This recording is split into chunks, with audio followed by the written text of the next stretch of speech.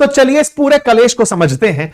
आपने तो सब कुछ सही छोड़ा था, कहां यह सारा मामला बिगड़ गया, विस्तार से इस विषय के ऊपर चर्चा करते हैं। दोनों किरदारों को डिटेल में समझना पड़ेगा। कहानी में कलेश बहुत सारा है, इसलिए आराम से चलना पड़ेगा। एक एक बात पर विस्तार से बातें करेंगे। सेशन थोड़ा लंबा हो सकता है। सेशन की लंबाई में इन दोनों के अपने अपने पक्ष जानने जरूरी हैं, लेकिन जो सबसे बड़ा और जरूरी पॉइंट है वो है एक बिल जिसका नाम है वन बिग ब्यूटीफुल बिल। असल में ये जो वन बिग ब्यूटीफुल बिल नाम से बिल, अब बिल की कहानी क्या है थोड़ा सा समझते हैं। देखिए, भारतीय लोकतांत्रिक प्रक्रिया में भी और अमेरिका में भी दोनों जगह ऐसा होता है कि संसद से बिल पास होने के बाद कानून बनता है। बिल पास होने की प्रक्रिया भारत में है कि लोकसभा अथवा राज्यसभा, पहले कहीं से भी इंट्रोड्यूस कराइए, लेकिन दोनों सदनों से पास कराइए, राष्ट्रपति की मोहर लगवाइए, तो जो बिल पास हुआ वो कानून बन जाता है। आप पुराना याद करिए तो सिटीजनशिप अमेंडमेंट बिल हुआ करता था, वो बाद में दोनों सदनों से पास हुआ, राष्ट्रपति का साइन लगा, तभी वो सीएए बना, यानी सिटीजनशिप अमेंडमेंट एक्ट बना। ऐसे ही अमेरिका के अंदर दो सदन हैं। एक सदन का नाम है हाउस ऑफ रिप्रेजेंटेटिव, जिसे निचला सदन कहते हैं, और बड़े सदन का नाम है सीनेट। दोनों को संयुक्त रूप से, जैसे हमारे यहां संसद कहते हैं, संसद हमारे यहां 3 लोगों से मिलकर बनती है, ऐसे उनके यहां पर इन दोनों हाउसेस को मिलाकर कांग्रेस कहा जाता है। यहां पर बिल पास होने के बाद राष्ट्रपति की मोहर के लिए जाता है, राष्ट्रपति से पास होने के बाद यह कानून बन जाता है। अमेरिका में ट्रंप ने हाल ही में एक बिल इंट्रोड्यूस किया है, उस बिल का नाम ही रखा है वन बिग ब्यूटीफुल बिल। अब आपके दिमाग में प्रश्न होना चाहिए, हालांकि इस पर मैंने डिटेल सेशन किया है, पता नहीं मुझे इस बात का इंट्यूशन बहुत पहले से आ गया था कि अमेरिका में इसकी वजह से कुछ फटेगा, इसलिए जब यह बिल पहली बार इंट्रोड्यूस हुआ था ना, कहीं कहीं चर्चा नहीं थी इसकी इतनी ज्यादा इंडियन मार्केट में। मैंने इसके ऊपर डिटेल वीडियो बनाया था अपनी पाठशाला पर, अभी डला हुआ है, मैं दिखाऊंगा, आप उसको जाकर जरूर सुनिएगा, काफी लंबा चौड़ा बनाया मैंने उसको, और उसमें इंडियंस का नाम डाल के बनाया ताकि आप उसमें रुचि लें। फिलहाल के लिए वन बिग ब्यूटीफुल बिल की चर्चा मैं कर रहा हूं। चर्चा में यह है कि इन दोनों, मतलब बिल का कंटेक्स्ट क्या है कि बिग है और ब्यूटीफुल है, यानी कि इसमें बहुत सी चीजें हैं और यह ट्रंप की नजर में बहुत ही अच्छा काम है जो ट्रंप करने जा रहे हैं। इस बिल को नहीं चाहते मस्क की ये पास हो, मस्क नहीं चाहते कि यह बिल अमेरिका में कभी कानून बने। असली बवाल यह चीज है, ठीक है। अब आपके दिमाग में भी क्यूरोसिटी बनेगी कि आफ्टर ऑल ऐसा इस बिल में है क्या, तो थोड़ा सा आपके सामने मैं पिक्चर देता हूं ट्रंप के द्वारा किए गए एक ट्वीट की। हालांकि मैंने इस पर डिटेल वीडियो बनाया है और मैं अपनी टीम से यह भी निवेदन करूंगा कि वो आपको इस बिल को टैग भी करके कमेंट बॉक्स में पिन कर दे, आप इसको देखिएगा, मतलब इस पर वीडियो को देखिएगा। बिग में इस बिल के अंदर massive tax cuts, no tax on tips, no tax on overtime, tax deduction when you purchase an American made vehicle, along with strong border security measures, pay raises to ICE and border patrolling agents। आसान भाषा में कहूं तो कुछ इस तरह का काम किया गया है। Tax tax tax tax tax हटा दिया गया है, टैक्स कई चीजों से हटाया गया है। ऐसा नहीं है पूरी तरह अमेरिकन टैक्स फ्री हो गए हैं, बहुत से ऐसे मसलों पर से टैक्स हटा दिया गया है जहां अमेरिका में पहले टैक्स हुआ करता था। अब आप पूछेंगे सर ये तो बहुत अच्छी बात है, कोई भी सिटीजन यही तो चाहेगा कि उसके ऊपर से टैक्स हटे। टैक्स हटाना ही तो किसी नागरिक की सबसे पहली चाहत होती है कि मेरे ऊपर टैक्स कम हो और सुविधाएं ज्यादा मिले। बिल्कुल सही है, सरकार चाहती है कि टैक्स बढ़े और कमाई बढ़े तो जनता पर ज्यादा खर्च करे। ट्रंप क्या चाह रहे थे? ट्रंप चाह रहे थे कि मैं टैक्स कम करूं और टैक्स कम करने के बावजूद भी जनता पर ज्यादा पैसे खर्च करूं। देखिए, ये दो पक्ष हैं जिनको आपको समझना जरूरी है। एक पक्ष होता है हमेशा सरकार और एक होती है जनता। जनता क्या चाहती है? जनता का पक्ष होता है कि मेरे टैक्स कम कटे, मेरा टैक्स कम कटे, और सरकार चाहती है कि टैक्स बढ़े। ठीक है, ऐसा क्यों? क्योंकि सरकार टैक्स को इकट्ठा करके जनता पर खर्च करती है। आज जो हम रोडवेज, हाईवेज, ये सब रेलवेज बने देखते हैं, ये सब इसी कारण संभव होता है क्योंकि टैक्स आप पे करते हैं, सरकार सुविधाएं विकसित करती हैं। ट्रंप क्या चाह रहे थे? ट्रंप चाह रहे थे टैक्स भी घटे और जनता की सुविधाएं बढ़े। सुविधाएं यानी कि जो फैसिलिटीज हैं वो यहां पर बढ़ाई जाएं, फैसिलिटीज बढ़े और टैक्स घटे। अगर ऐसा होता है कि फैसिलिटीज को आप बढ़ाते हैं तो अनडाउटेबली खर्च बढ़ेगा, और खर्च बढ़ेगा मतलब टैक्स कम हो रहा है और खजाना खाली हो रहा है। भाई टैक्स कलेक्शन कम होगा और सरकार सुविधाएं बढ़ाने जा रही है तो कहां से जाएगा पैसा? पैसा जाएगा जो खजाने में भरा हुआ है। खजाना मतलब सरकार का सरकारी खजाना, जिसमें सरकार बचाकर पैसा रखती है। अगर आप उसको खर्च करते हो तो क्या अमेरिका का खजाना बहुत बड़ा है? जी नहीं। अमेरिका ऑलरेडी कर्ज में चलता है, डेट में चलता है, दुनिया को बहुत सारे बॉन्ड्स जारी करके चलता है। ऐसे में अगर आप अपना खजाना खाली करके खर्च करते हैं तो अमेरिका पर कर्ज बढ़ जाएगा। अमेरिका पर कर्ज बढ़ना अमेरिका की सेहत के लिए अच्छा नहीं है। आज ट्रंप चाइना के साथ नेगोशिएट करने के लिए तैयार हुए, उसके पीछे का बड़ा कारण था क्योंकि चाइना ने अमेरिका के बहुत सारे बॉन्ड खरीदे हुए हैं। ट्रंप को चीन के सामने झुकना ही इसलिए पड़ा क्योंकि चीन ने ट्रंप से या अमेरिका से बहुत सारा ऐसा पैसा लिया हुआ है जिसकी जरूरत है अमेरिका को कि भैया ये हमारी इकोनॉमी को हिला देगा। कभी आएंगे उस बात पर। हमने इस विषय पर आप लोगों को वन बिग ब्यूटीफुल बिल के ऊपर अपनी पाठशाला, जो हमारा दूसरा चैनल है, वहां पर डिटेल में चर्चा की थी, आप जाकर इसे देख सकते हैं। इस टैक्स बिल के अंदर मस्क किस बात से नाराज थे? मस्क नाराज थे कि भाई मैं जब आया आपके डिपार्टमेंट में, मुझे काम दिया गया कि मैं आपके यहां पर डोजी डिपार्टमेंट चलाऊं। डोजी का मतलब था डिपार्टमेंट ऑफ गवर्नमेंट एफिशिएंसी, जिसमें करना क्या था कि मुझे खर्चे कम करने थे, अमेरिकी सरकार के खर्च कम करने हैं। अब खर्च कम करने हैं और मस्क को आपने खर्च कम करने के लिए रखा। एक आदमी खर्च कम करता है, अचानक आपका दिमाग फिरता है और आप कहते हो कि टैक्स भी कम होगा और अब हम खर्च भी ज्यादा करेंगे। तो बोले मुझे क्या बेवकूफ बनाया था क्या? इस बात से मस्क नाराज हुए। तो मस्क ने कहा कि मैं टैक्स कटौती के खिलाफ हूं। दूसरा, टैक्स कटौती का प्रस्ताव जो आप लेकर आए हैं उससे सालाना 30 से 80 हजार डॉलर की कमाई करने वाले लोग अगले साल 15% कम टैक्स देने लगेंगे। अवैध इमिग्रेशन को रोकने के लिए आप बॉर्डर सिक्योरिटी और अमेरिकी सेना को मजबूत करने पर ज्यादा खर्च करने की बात कर रहे हैं, जो कि एक फिजूल खर्ची है। धोखाधड़ी और दुरुपयोग को रोकने का जो आप प्रयास कर रहे हैं, ये केवल जनता को बेवकूफ बना रहे हैं।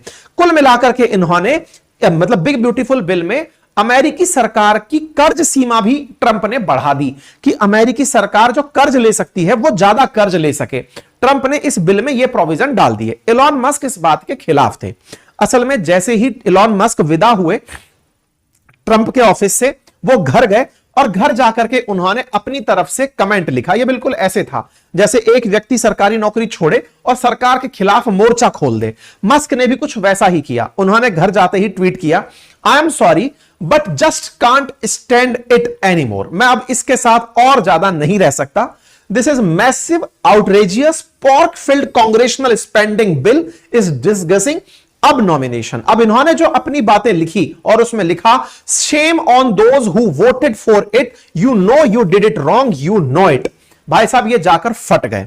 इनके फटते ही मामला फैलना शुरू हो गया। आज 6 तारीख के दिन आप ये सेशन सुन रहे हैं, इन भाई साहब ने 3 तारीख के दिन बिल फोड़ा था। अच्छा, ऐसे में अब मस्क का यह कहना कि साहब मैं ट्रंप की इस बात से खफा हूं, यह हमने आपके सामने एक और सेशन में कहा था जब ये निकलकर गए थे। असल में 29 मई के दिन इन्होंने साथ छोड़ा था, तब मैंने डिटेल में आपको यह जानकारी दी थी। यह तस्वीर देख सकते हैं मेरे सेशन की, जिसमें मैंने आप लोगों को यह जानकारी दी थी कि मस्क इस बात से खुश नहीं है।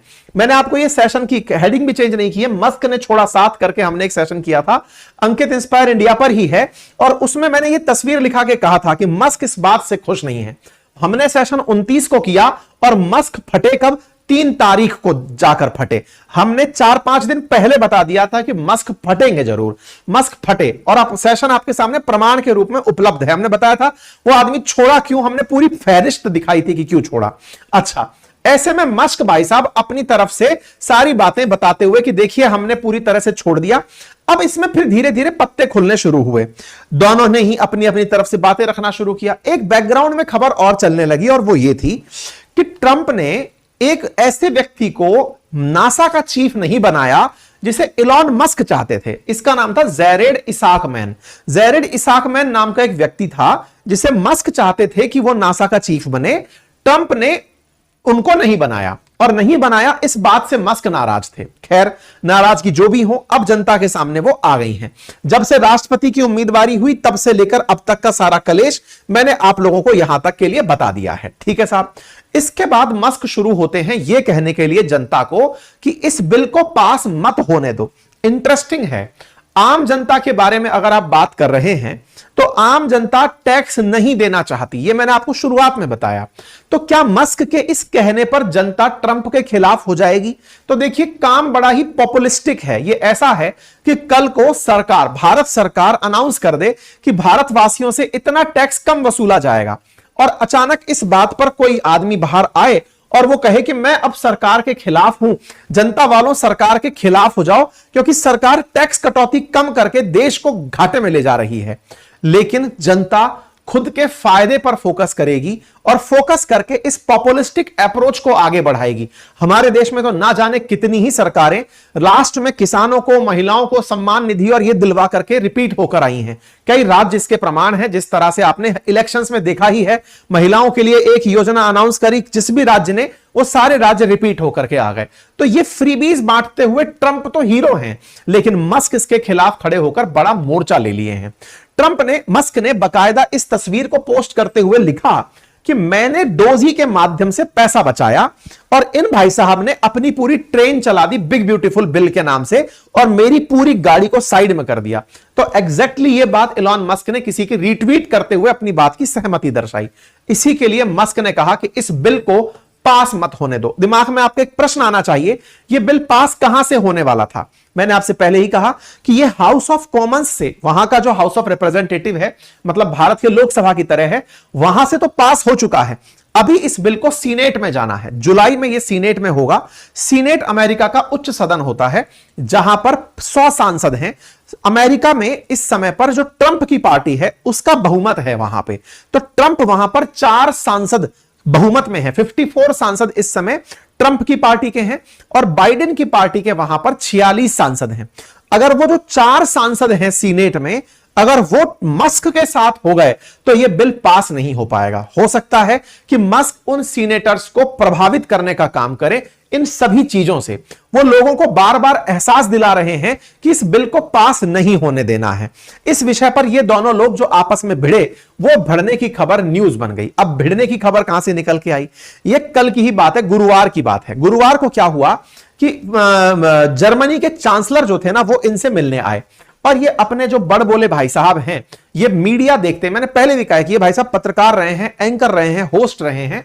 ब्रेकिंग खबर करने की और बोलने की इनको बहुत तेज मचती है अंदर से। तो ऐसा ही इनके साथ कल कुछ हुआ।